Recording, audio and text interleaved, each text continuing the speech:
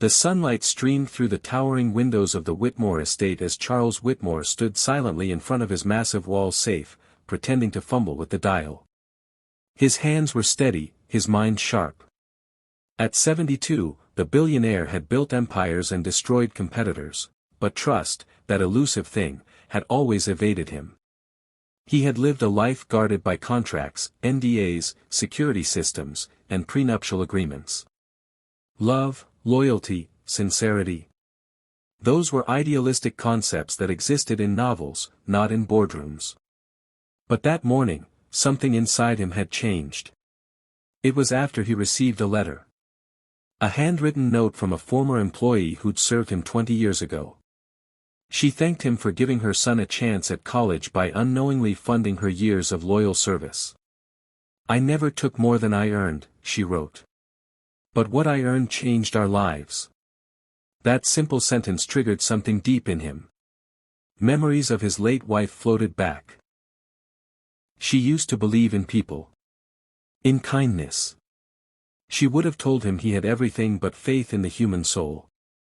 Charles looked over his shoulder at the newly hired maid, Maria Gonzalez, quietly polishing the silver tray by the dining table. She had been with them for 6 months. Always punctual. Always polite. But too quiet. Too careful. Too perfect. He didn't trust perfection.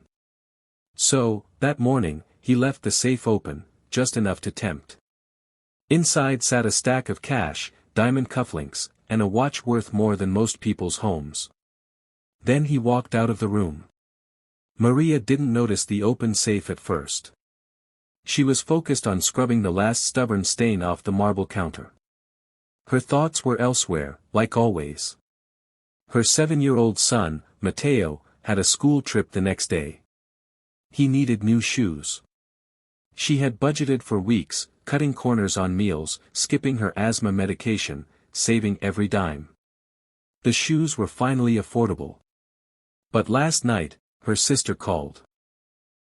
Her nephew had been hospitalized after a car accident in Mexico. They didn't have money for surgery. Maria was torn.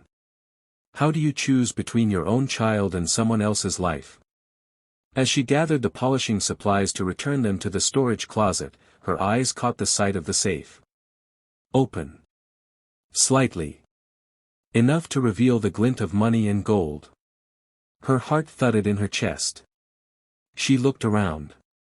No cameras she could see. No footsteps. No one in sight. A single moment. A single thought. One bill, just one, could pay for the surgery. Or the shoes. Or both.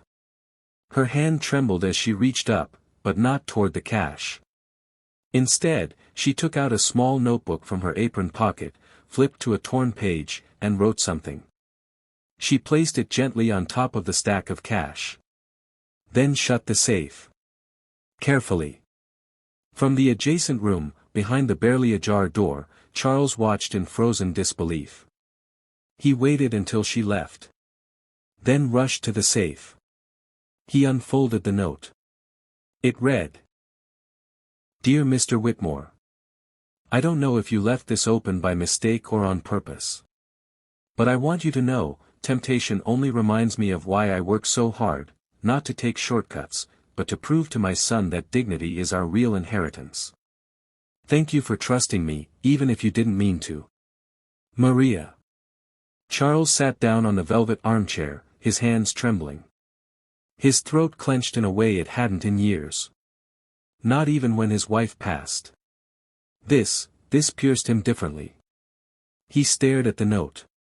Read it again. And wept. That night, he couldn't sleep. His thoughts kept circling back to Maria's note, her quiet dignity, and how he'd set a trap based on distrust. She didn't just pass a test, she reminded him that goodness still existed in raw, honest forms. He thought of Matteo. He remembered her asking for half a day off 2 weeks ago. Said her son had a recital. She came back that evening, exhausted but glowing. The next morning, Charles asked Maria to bring her son to the estate that Saturday. She hesitated, confused, but complied. Matteo arrived in neatly pressed clothes, too tight at the ankles, and oversized glasses. His smile lit up the entire foyer. Charles had arranged a surprise picnic in the rose garden, complete with a magician, balloons, and Matteo's favorite, ice cream sandwiches. Maria didn't know what to say. She kept wiping her eyes, whispering thank yous between sobs. At the end of the afternoon, Charles knelt beside Matteo and gave him a small box. Inside was a pair of brand new sneakers. Perfect size. And a scholarship letter, addressed to a private school Matteo had only seen in brochures at the library. Maria gasped. "Sir, we can't accept." "You didn't take anything from me," Charles interrupted, voice low. "But you gave me something I thought I'd lost. Hope." Over the next few weeks, something in Charles changed.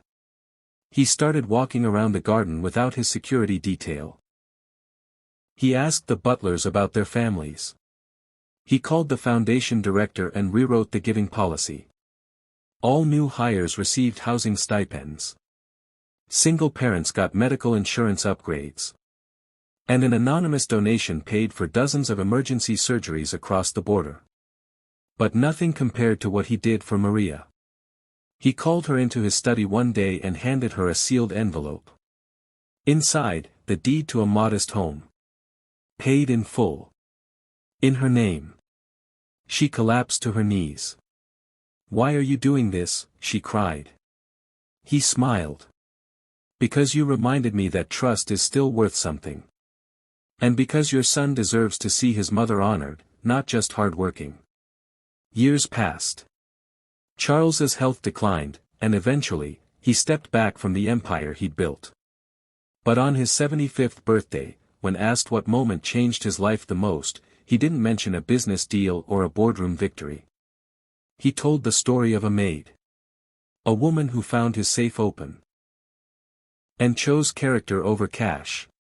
Maria went on to open a non-profit daycare for single mothers. Matteo thrived at school, eventually becoming a doctor. And Charles? He kept the note she wrote, framed, above the fireplace in his study. A simple reminder that sometimes, the richest people aren't the ones with full safes. But with full hearts. A person's true wealth lies not in their bank account, but in their character. We live in a world full of tests and traps, where trust is rare and doubt is common. But sometimes, the quietest actions speak the loudest truths.